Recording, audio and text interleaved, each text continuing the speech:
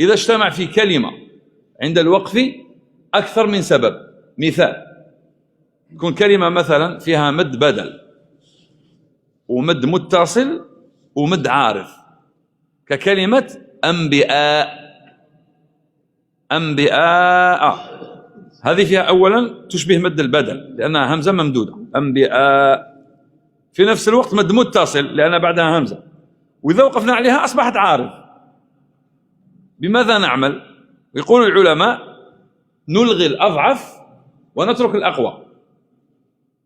هكذا، نلغي الأضعف ونعمل بالأقوى. مد البدل يجري فيه القصر والتوسط والطول. المد العارض يجري فيه القصر والتوسط والطول. المد المتصل يجري فيه الطول فقط في الحالتين، صح ولا لا؟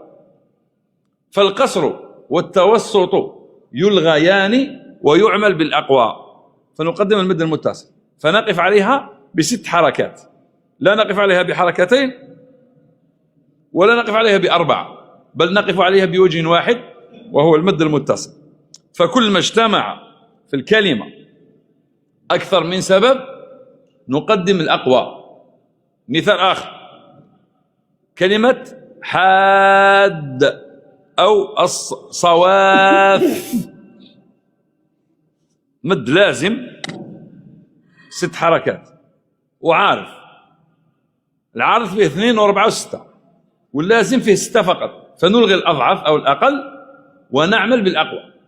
هذه دائما قاعدة يعمل بها في الوقف، الإنسان يلتزم بهذا في القرآن الكريم. إذا جاءت الكلمة نطبق عليها القاعدة. وش من المد تصنف؟ لازم تكون تعرف المدود في دماغك، على بالك بلي كاين أنواع المدود 9 مثلا. قال: مد الطبيعي، العوض، مد الصلة الصغرى والكبرى، مد المتصل، المنفصل، البدل، اللين، والمد اللازم بأنواعه ال4. هذوما المدود. ورش يزيد عليهم مد البدل واللين على باقي القراء، أما الباقون لهم كل نفس الأنواع.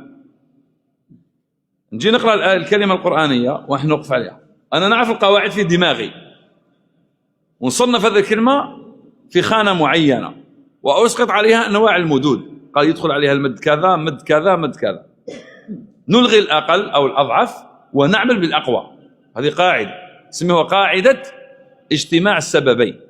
فدائما تلغي الأقل وتعمل بالأقوى، أو الأضعف ونعمل بالأقوى.